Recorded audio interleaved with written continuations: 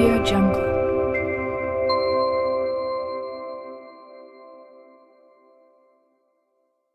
This is Julian, and this week's book is Letting Go, The Pathway of Surrender by David Hawkins. And this is a book that goes extremely in depth and was probably my biggest takeaway being in a media scandal, a couple years ago, something I was forced to learn and that just drastically improved my life. And the idea is that we're all looking for happiness, seeking peace of mind. And when I say happiness here, I'm not talking about the happiness you probably experience day to day, like little glimpses, which is more of a dirty high where even though you're quote unquote happy, there's still that little fear of how long is this going to last, what's going to happen and ruin and perturb my happiness. I'm talking about long-lasting happiness, okay? Happiness without any suffering, without any sorrow. That's really what we're all after. Yet, very few of us find that happiness or that peace of mind, okay? And the reason being is we're constantly looking outside of ourselves. We're looking in all the wrong places, be it success, be it material, things, be it different people, be it in any, trying to get approval, trying to feel secure, if I gather all this money, I'll finally be secure. And then my worries, my suffering, my sorrow will be gone. And guess what? You just don't find it. And if you look around, no one really finds it either, okay? And after a while, you kind of realize, man, maybe it's just not out there, okay? Maybe the reason I haven't found this long-lasting happiness is I've been continuously just looking outside of myself when I should have been looking inside. Okay, and this is the key. Long-lasting happiness is by looking inside and really quieting your mind, unloading all of your limitations, be it limiting feelings, limiting thoughts, and getting back to your core self. Okay, happiness is our basic nature, and the only way to, achieve it or find it or get back in touch with it is by letting go. So the first thing to understand in terms of letting go is that its main focus is on feelings more so than, say, thoughts. Okay, and the reason being is it's the accumulated pressure of feelings which causes thoughts. One feeling, for instance, say you're experiencing fear, can cause literally thousands of thoughts over a period of time. Okay, and what we try to do is we try to use thoughts to get rid of these thoughts. We just look at all those 1,000 thoughts and we're like, how can I rationalize my way out of this one? How can I reframe this one to get rid of it? When in reality, okay, if you can let go of the underlying feeling, all of the associated thoughts, okay, if you can let go of fear, all of those thousands upon thousands of thoughts associated to fear will disappear as well. Okay, so the main focus here is on feelings. And what I thought we'd start off with here is just look at the three major ways we all tend to go about handling our feelings. Okay, and those are suppression and repression, expression and escape. Okay, so the first one is suppression and repression. Okay, suppression happens consciously, okay, and this is where, so you have a feeling that's a little unpleasant or a quote-unquote negative feeling. You just don't want to deal with it right now, and you don't want to let it bother you. You don't want to have to, actually experience it. So what do? You just consciously stuff it down. You consciously suppress it and just go about your day or whatever task is at hand as if nothing happened. You just toughen up. I'll deal with this later. I don't have time to bother with this emotion. You stuff it down. Okay, that's suppression.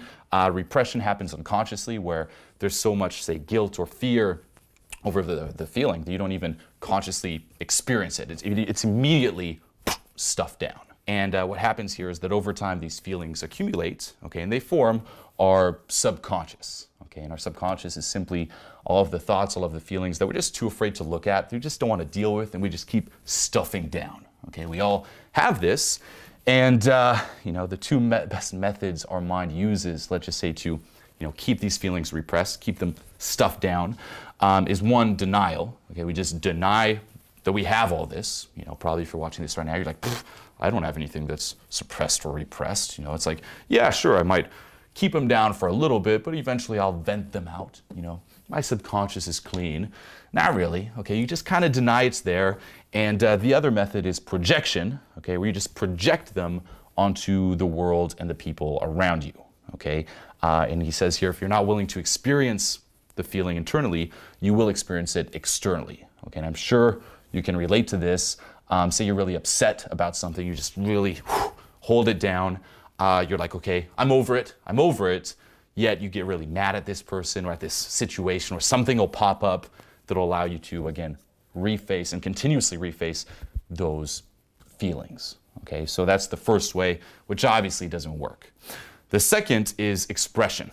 Okay, and what happens here is that the feeling is vented, verbalized, stated in body language, or acted out. Okay, and the reason we do this is that the suppressed and repressed feelings, okay, everything we've been stuffing down over a long period of time, reaches a critical point, okay, where we just can't hold it down anymore. And basically, we have this little burst and we express it for a brief moment. Okay, we just let out enough, okay, to let some of that inner pressure out so we can just keep it repressed. It's like, okay, it's, you know, critical point, little burst, we're good. Until the next critical point, little burst. And most of us, this is how we live our lives. Okay, like we're literally like holding it down, and like it's the little straw that breaks the camel's back, let's just say, and you've probably overreacted. Like you're really upset, you just, you know, hold on to that anger. Some little thing happens, you're in the traffic light, boom, light's red. What the you like overreact, why? It wasn't really the red light that got you that upset, that was the fucking straw that broke the camel's back. That was the little bit of extra anger, let's just say, that you couldn't hold down, so you have to vent a little bit to keep the rest down in the long run, okay? And we all do this. We tend to think too, okay, as a little side note, that it's, you know, our external circumstances that cause us, you know, stress or all these negative feelings, when not really, okay? What he says is the rationalizing mind prefers to keep the true causes of emotion out of awareness and utilizes, as I mentioned before, the mechanism of projection. You know, it blames events, other people for causing a feeling, when in reality it's the opposite. Okay, it's the suppressed and repressed feelings that seek an outlet and utilize external events, let's just say, as triggers and excuses to vent themselves. And I can't stress enough this mechanism of projection. Okay, it's the person with a lot of repressed or suppressed grief who will experience a lot of sad events in life. It's the fearful person who will create all these frightening experiences. It's the angry person who becomes surrounded by infuriating circumstances. It's the prideful person who is constantly being insulted, okay? And because of social conditioning, okay, people even suppress and repress their positive feelings as well, okay, as a little side note. So that's the second way we all tend to go about handling our emotions. The third way is escape. Okay, and this is the avoidance of those feelings through diversion. Okay, and he writes down this is the backbone of the entertainment and liquor industries and the route of the workaholic. Okay, where we try to avoid our inner selves at all costs. Okay, and keep our feelings from emerging by an endless, you know, pursuit, let's just say, of all of these different external things. Okay, that'll oftentimes turn to addictions as our dependency grows upon them. Okay, things or activities like socializing, talking, texting, reading, playing music, working, traveling, sightseeing, shopping, overeating, gambling, movie-going, pill-taking, drug using, drinking, partying, so on and so forth. Okay, all those external things, all those little activities, anything to just keep us unconscious and not have to focus on what's actually going on inside.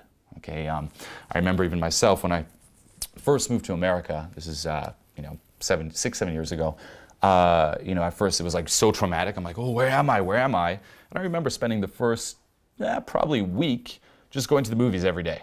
Like that's all I would do. I was like, oh, I just got my accommodation down, and then I just go to the movies. And those 2 hours of just relief, I'd be like, and then it would end. I'm like, maybe I'll see another one. So I'd go like all the matinees. It was cheap. I was just go to cheap matinee movies and just see like 2 movies a day every single day, just to avoid what's going on inside.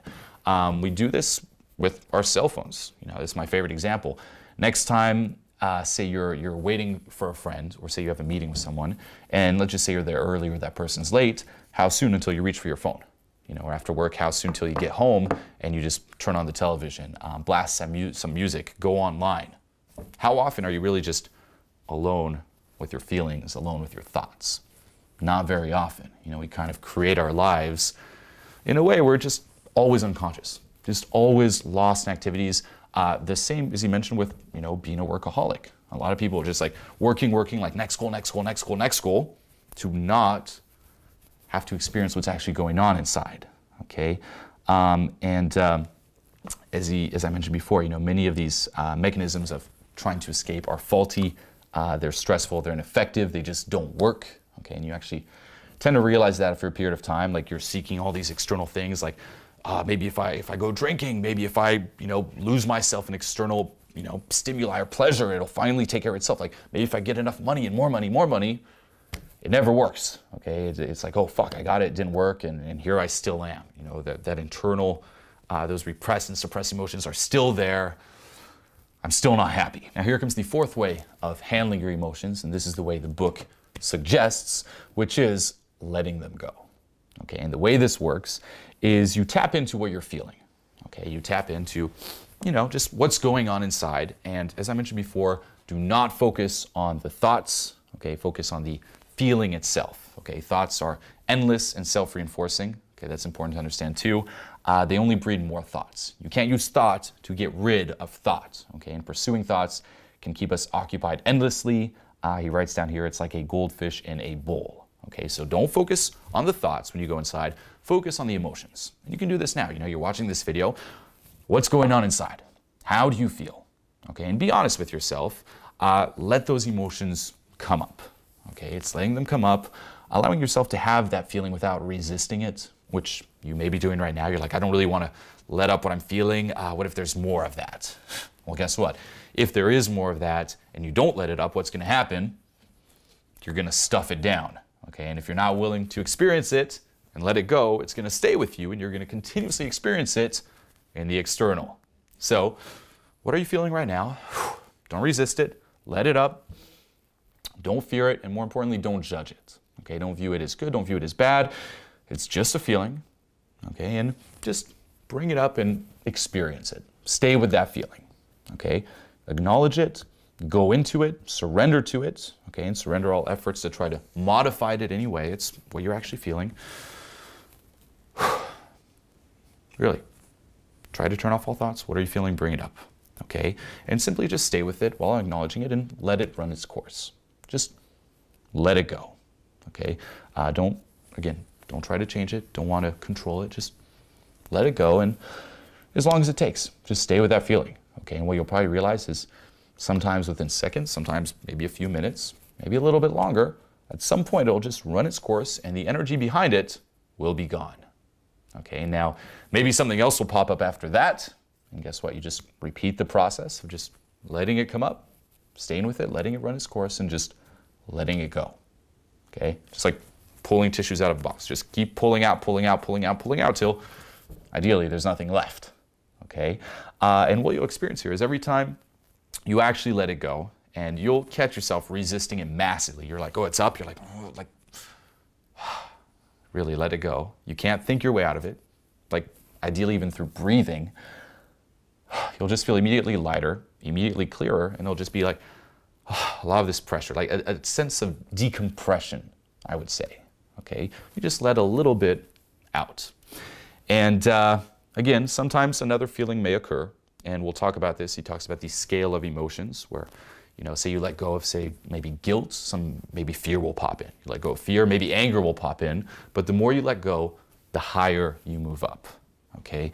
And the more you do this, again, the energy will be gone, the more free you'll be of these emotions, which in turn, the more free you'll be of thoughts, and this here will basically quiet your mind. You know, it's like you get rid of these emotions, the thoughts are gone, and you just keep letting go of the emotions till you kind of reach those little moments of just quietness where you kind of reconnect with, as I mentioned in the introduction of this video, the self. You know, like the person, like what is witnessing, let's just say, the thoughts, the emotions, everything going on. You know, the being, if you will. This is where you can actually experience like that true happiness. Just like, it's what's underneath all the thoughts, all the feelings, okay? And the end result, the more you start doing this, okay, like you'll more and more basically stop identifying with these thoughts, feelings, so on and so forth. And the end result is you'll just be, I'd say, yeah, invulnerable and imperturbable to anything.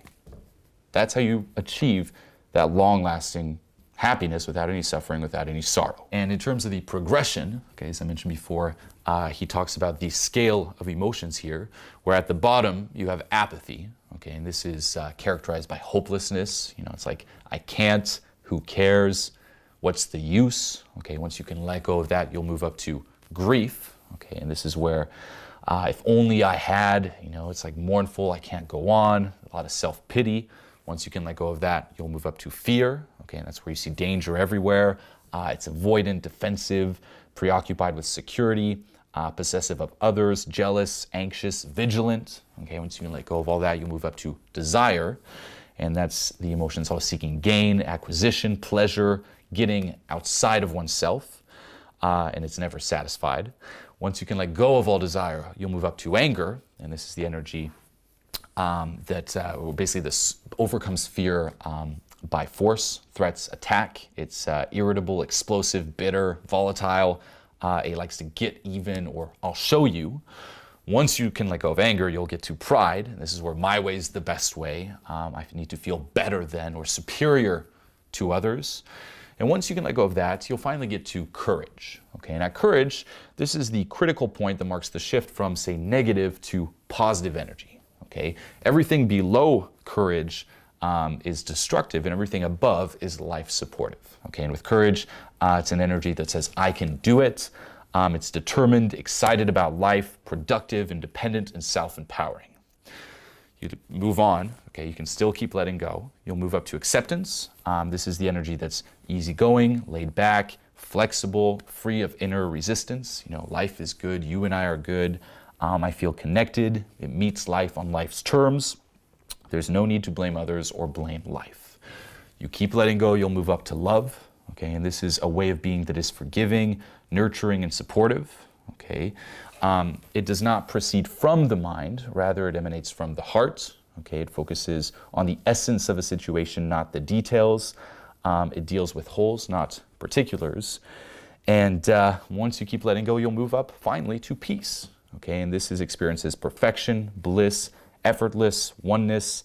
It's a state of non-duality, beyond separateness, beyond the intellect, and you know, this is basically what enlightenment is. Okay, so you can just keep letting go and keep letting go, keep letting go, keep rising higher and keep getting lighter, lighter, lighter, clearer, clearer, and clearer. Okay, you can also view this progression as going from havingness to doingness to beingness. Okay, where at the bottom, you know, the lower levels of consciousness, it's all about what we have that counts, and you know, you can kind of see where you stand on the scale here. This is 95% of the population, where it's all about, what do I have? What's mine? You know, I want more. Like, what I have determines who I am. It determines my worth. It's what I value. Once you move up, you'll get from havingness to doingness, and this is where you value what you do more than what you have. You know, say someone takes your possessions away. It's not as drastic as on the lower levels, because now you're like, well, I'll just go out and hustle and acquire more. You know, you identify with the doing. And as you keep rising up, finally you identify with the being, where it's who you are, that essence, that presence that you identify with. That's what matters, that's what you value, and that's what becomes most important. Okay, and that's where you can finally achieve that long-lasting happiness. And if you can identify with this, if you resonate with this, I highly recommend checking it out. And I highly recommend, just to start with now, doing these little cleanups. You know, do it in the morning. Like, in the morning you wake up, what am I feeling? You know, you picture your day. You're like, okay, what may happen today? What emotions come up? And just start letting them go. Do it at night. You know, it's right before going to bed. You know, just make your little meditation session. Instead of meditating where you try to, okay, I'm going to focus on, you know, quieting or witnessing the thoughts, just let up all the emotions and you'll achieve that same state of being. Okay, so highly recommend checking this out. Check the comments below for next week's book. And as always, until next time.